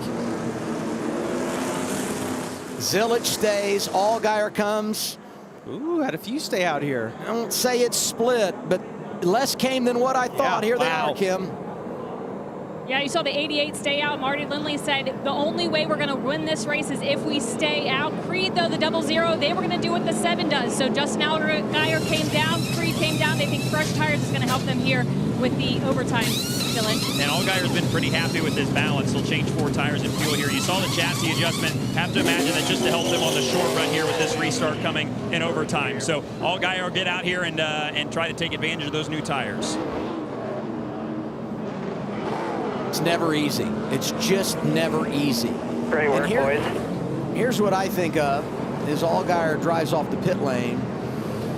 You know, the magnitude of this restart, and I'm not just talking about who jumps out to the race lead. I'm talking about the chaos that we see so many times in this race on the restarts and the impact that can have on all these drivers that are chasing a playoff position. It's not just about passing cars. It's about avoiding the clutter and making sure you're not a victim of the game that is the Charlotte Roval. And you saw the hood up on the 21. Those guys are praying that they can find a plug wire that is just falling off. Something very simple that can be fixed. Most likely not, but you see they're going to take a look at that and hope they can get Austin Hill back out. And they would full love power. to see that chaos that you're mentioning, Adam. The more the better for the 21 right now. That would be the best opportunity for them. Zilich stays out, he'll be in control. Austin Green stays out, so does Jeb Burton. Taylor Gray, a big one to mention, has stayed on track. And then we'll see where it cycles for everybody else once they come back around. But you want the buffer if you're up front. And I will say for Zilich, several guys stayed out. And I know he's on old tires, but we also know how good he is at this. It had to be really, really good when he looked up in the rearview mirror and a bunch of guys were coming with him to create that insurance policy between him and those guys that have the fresh tires. That's what he needed, and through all this, Sammy Smith basically nets out one position better than when he came into pit road into 8th. And Mozak, made the unscheduled pit stop, and it all cycles for him as well as he stays out here. And he can see Taylor Gray right up ahead of him. He knows that's the target. And he's tied at the cut line with his teammate Carson Kvapil, who did pit and will restart 22nd. Of course, Carson, if he doesn't get caught in a wreck, is going to be able to make up. We assume he's going to be able to pass quite a few cars having fresh tires and being that far back in the pack. I believe he's 7th in line, Carson is, of the drivers that pitted. Let's look at tiebreaker scenarios. It's best finish in the round.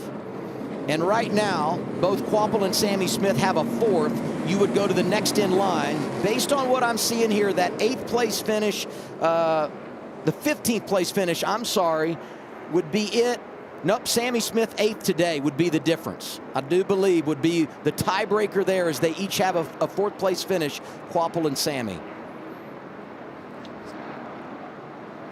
So now for Connor Zilich and all these guys on old tires, you see them trying to clean it up and get going. We've seen how tough it is on older tires. If you're Sammy Smith on those newer tires, you're going to do everything you can to just utilize those. You don't want to get trapped. Man, this turns 1, 2, 3. This is when the craziness breaks out, when you get the tire discrepancy. Some good cars in the back with better tires. Caution comes out before we get the white flag. We'll do it all again. It's overtime, sponsored by Credit One Bank. Time to settle it at the Charlotte Roval. And Austin Green got a great start there. Casgrau look at the inside. Oh, a little bit of contact, not bad. Zilich away with the lead. And watch the standings. They will continue to change. Clean so far. This turn. Oh, there's going to be turned around right here. The 54 makes contact. Oh, he can't get going right now. Fortunately, he got his teammate Brandon Jones right behind him. Gray at +5, but he's sliding in the wrong direction. Allgaier goes by on the fresher tires. Gray now at +1 as they continue to scream by. Oh, look at Eckes diving in. Sanchez goes in there. There goes Alex LeBay around. Reddenpool runs into him. Carson Kvapil narrowly avoided it. This could bring out a caution. I don't know if 07 can get going right here. Right now we stay green. Leaders coming through the chicane on the back straightaway. Look at that cut line. Sammy Smith. There's a three-way tie at the cut right now. Gray, Smith, and Quapple. This is crazy. Well, Taylor Gray needs to get all he can right here and hope Jesse Love, you see him on his inside, doesn't get by him. He's gonna have to race him hard. You've got a car sparking. That's Christian Eckes. Smoke. Oh, he's locking the rear tires here in the final chicane. We've seen the white flag. Oh, Next Jesse flag Love would end the got race. checked up. Connor Zilic leading. White flag. Nice. I mean, look at that cut line. Quapple +3, Sammy Smith +1, -1 for Taylor Gray. Sanchez only 9 out if things get really wild here for this group. I think Gray's gonna have enough speed to get back by the 2. Jesse's been better all day long. He's just got to do anything he can to get back to him here, especially if you get to the final chicane within striking distance. And there's the caution. There's fluid down the back. Fluid exodus. The race will be official when they come back around. Connor Zilic leading. Sammy Smith right now in the 3rd position, scored at +1. Just in front of him, Carson Quapple at +3. Taylor Gray -1. But I want everybody to come back before we tell you officially who is advancing to the round of 8.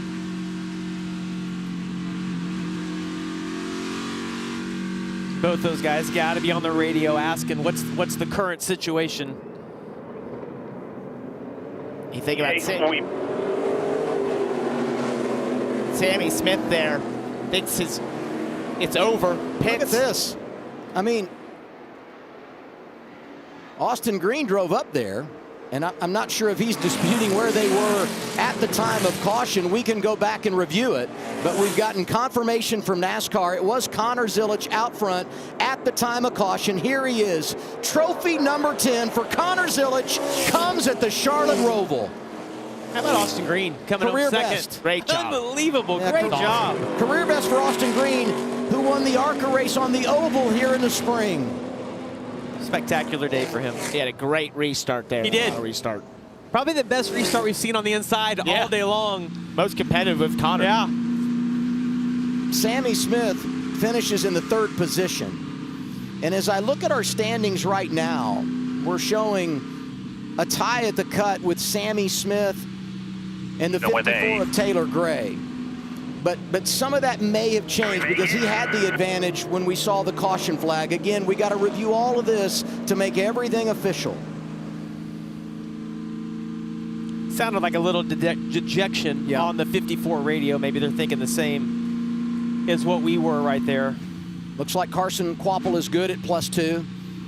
He ends up 15th after coming down and getting those fresher tires and restarting outside the top 20. If it all works out and it is official and Sammy Smith does move on, think about the way the playoffs started. Engine problems early at Bristol.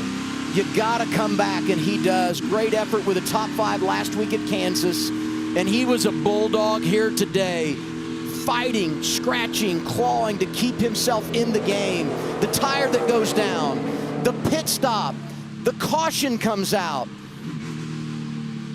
And right now it would appear he's in position, but still no official word from NASCAR who gets that 8th and final position.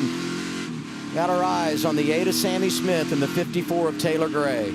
I can tell you reading the body language of these two guys, the 8 feels pretty good, the 54 does not, but as you mentioned, we got to wait till it's official from NASCAR to figure out the exact situation of all this. And you mentioned Carson Quapple getting to 15th. He got basically 4 positions on that restart. That was the difference maker for him. Well, and here's the other thing I would say. We know it's a game of inches, and we also know that when the caution comes out on the final lap, it is the time of caution that determines running position. Not so much we focus about the guy that's out front who's leading the race because that's the battle for the win.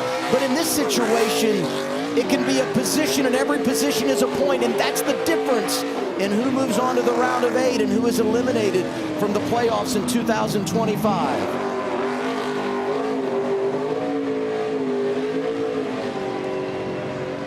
Sammy Smith made that pit stop. When the caution came out, he was 21 points below the cut line. I know there's been a lot of discussion over the whole season about playoffs and what's the right format.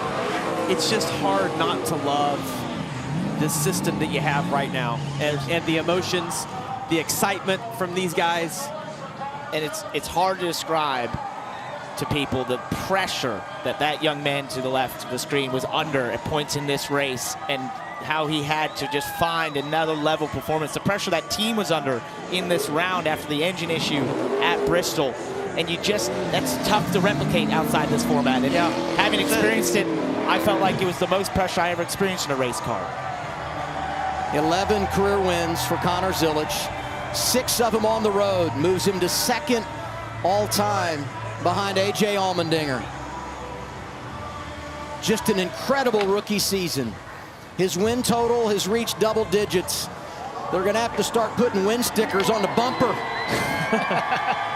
And with an exclamation point, the man that won the regular season title is on to the round of 8, and he'll be the #1 seed. You better be careful right there, yeah. And thanks for being patient with us, but we have still not received official word on who gets that 8th and final position, Sammy Smith or Taylor Gray.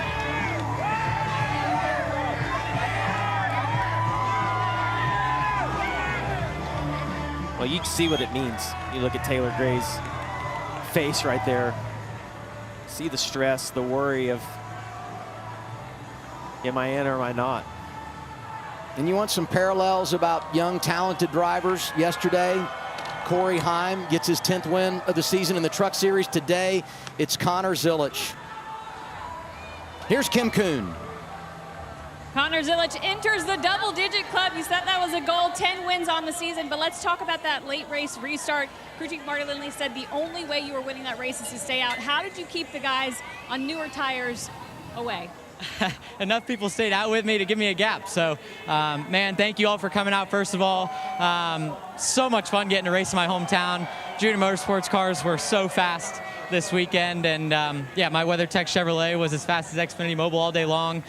First in practice, qualified on the pole, led a lot of laps, and came home with the win. So feels really good to get 10. Double digits is pretty awesome for my first year in this series. So now we just got to go win a championship. Enjoy it. Thank you. Connor Zilic is a winner here at the Charlotte Roval.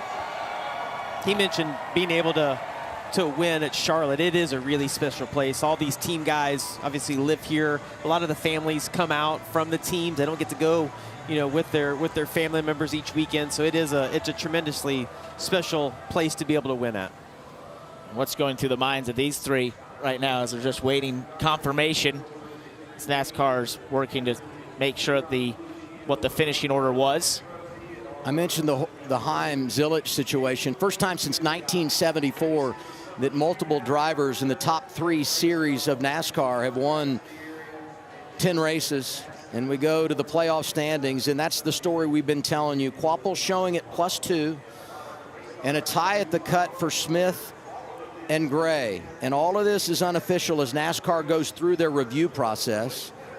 Feel real comfortable, about Sam Mayer at +25. Love and Creed. I mean, I think everything's good there, even Quapple.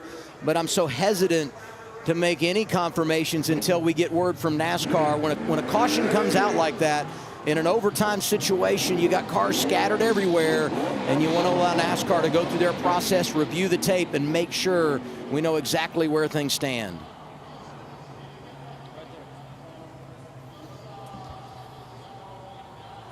We had given you there late the tiebreaker situation between Sammy Smith and Carson Quapple. We now do it for Sammy and Taylor Gray, and this is an easy one. It would go to Sammy Smith because it's best finish in the round, and coming into the day he had it, and then that third place today would help deliver that for Sammy Smith. And look at the comeback. I mean, he was 37th at Bristol, 4th at Kansas, 3rd this afternoon. Just a great effort by Sammy. 24 points below the cut line after the engine failure in Bristol, Tennessee for driver 8. Well, for the bad luck that he had at Bristol with the engine failure, all of that flipped today with having the tire issue. You could say bad luck from the lockups, but then they get on pit road. The caution falls within seconds of them getting on pit road. He's able to cycle to the front. I mean, as fortunate as Sammy was, obviously the frustration you see on the right-hand side of your screen for Taylor, who did not have a good car today, Parker, but he did a really good job managing the race and staying out of trouble and was going to be in a good position here. They did everything they could on that 54 in terms of putting him in the right position, track position-wise, and obviously everything unfolded with the caution was unfortunate for them. But I also go back to Kansas for Sammy Smith and how that team responded to the devastation of what happened at Bristol and had put on an epic performance there, backed it up here today. I think this is, you know, a very powerful moment for that 8 team and Sammy Smith, considering the performances that they've put these last 2 races. I look at these 2 drivers in this situation, and I rewind a number of months back to Martinsville in the spring. Yeah. And they were the storyline there for different reasons. When Taylor Gray appeared to be maybe on his way to the victory, right? And then, you know, Sammy Smith had the contact, and we know the confrontation that followed. And now today they both sit and wait to see what their fate is in regard to the playoffs and trying to advance out of the round of 12. Well, Taylor Gray would like to have those 5 points right now from Martinsville. Just one of them. Yeah, Actually, that's right. Yeah, that's right. A great effort by both these teams. I can only imagine what the anxiety is like for those 2, because for us up here, like, what is it? Like, it's, you know, it's palpable right now. Well, as we sit here now, they're tied. And we know, and we have shown you, the tiebreaker goes to Sammy Smith. What's in question here and what NASCAR is looking at is the finish for Taylor Gray. Because right now, unofficially on our board, he shows 12th. But if NASCAR goes back and looks at this and says, wait a minute, at the time of caution, he was actually 11th, that means he gets 1 more point, and there's no longer a tie, and it's Gray that advances. Every position is a point, and we sell this, right? And I know at times fans are like, they're so dramatic. This is why it matters. And when you think of the history of the Xfinity Series and the playoffs and the margins advancing from the round of 12 to the round of 8, more often than not, the difference in that 8th and 9th position is less than 5 points. Today, it might be dead even, and we decide it on a tiebreaker.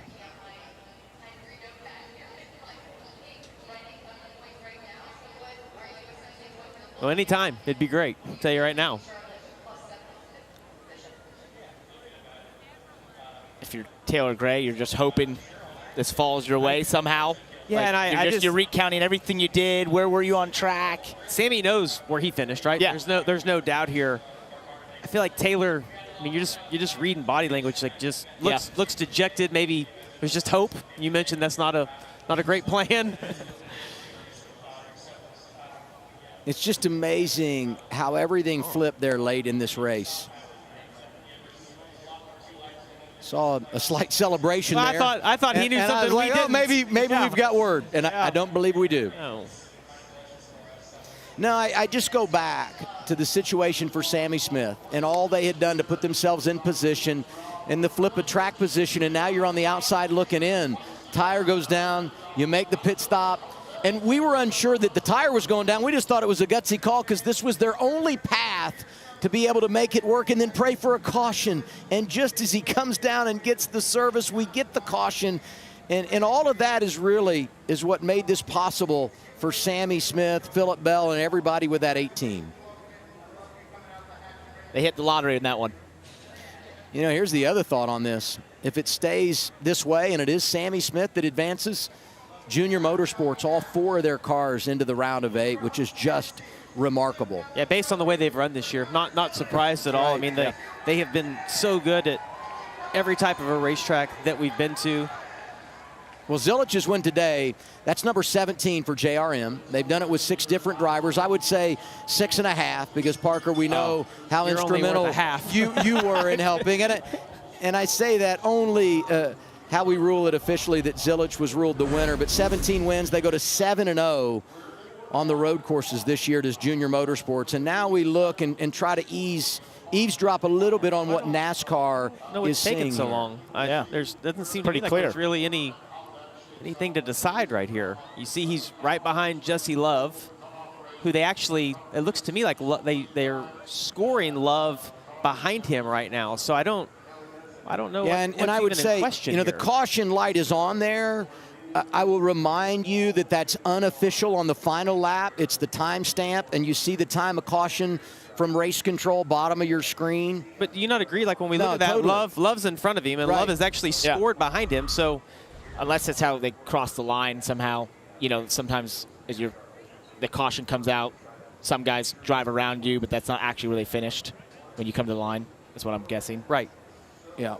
I'm with you on that, but I guess what I'm saying is that's the timestamp, and Jesse Love's in front of him. I don't understand. The only other thing I could think is that they're trying to look at a little bit of maybe where Carson Kvapil was there, because he was actually side by side with a couple cars. Fair enough. And the word we're getting from NASCAR is once the caution came out, Taylor Gray continued to advance his position. Which makes sense right. based on what we see right there. Absolutely. And so that's what NASCAR's sorting through, just to be certain where he was. Here's the time of caution, and even though it's unofficial, you can see the light is illuminated. And Love's ahead of him at this point.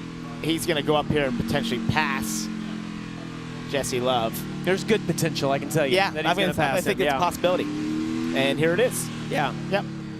So I'm with you, Park. I can't believe that's what we're looking at. I mean, it's obvious the caution is out. But as you said, even based on everything we see, our timing and scoring monitor is showing that Taylor Gray is in front of Jesse Love. We don't believe that's how it will end. No. But even if it does, the tiebreaker goes to Sammy Smith. Right. And so we would believe once you get that corrected, you put the 54 behind the 2, the insurance gets even greater at plus goes a bit of one at the cut line for Smith. It makes me think they're looking more at Kvapil. Yeah, I just can't. that's what I it's got to believe. be more that they're looking at Kvapil because he passed all those cars on the last lap. Well, and when we wrap this thing up, we had that shot of Kvapil, and there was some uncertainty there, it did appear, on where they stood with things. It is official. They've taken the position away from Taylor Gray, and we don't even need the tiebreaker. By 1 point, Sammy Smith is on to the round of 8. All 4 junior motorsports cars still alive. The wait is over. Here's Carla. How brutal of a moment was that to wait for, Sammy? I mean, yeah, it was a hard-fought day for sure. We brought speed. I'm very proud of our effort that we put in this week to be able to put ourselves in this position. We knew it was going to take a lot. So I'm very proud of everyone at JRM, everyone on my team. Philip made a great call. The pit, obviously, it was a Hail Mary move, and it worked. So just thank you to Pilot, TMC, All-State Peterbilt Group, Chevrolet, JRM, everyone that helped out. Obviously, I appreciate most of that. Kind of let me in there on that Turn 1 deal just so I could, make something happen. And I was able to do that, and I'm relieved. I'm just excited to go try to race for another championship here and put ourselves in a position we can make the Final 4. All right, a great comeback by the 80 is officially advancing, Dylan. And of course, the flip side of that coin is Taylor Gray, who is eliminated. You do everything you can kind of on a roller coaster day, and then you got to sit and wait for it. What emotions are going through your head right now? Yeah, I mean, just obviously bummed out, right? Don't be able to go race for a championship at the end of the year. So just weren't good enough. We weren't good enough today. We didn't have a good Bristol. And, we shouldn't even have to be in this spot, but we are, and then we're going to take our loss and move on to the next 4 and try to go win us a couple races. Thanks, Taylor. The focus now on getting career win number 1.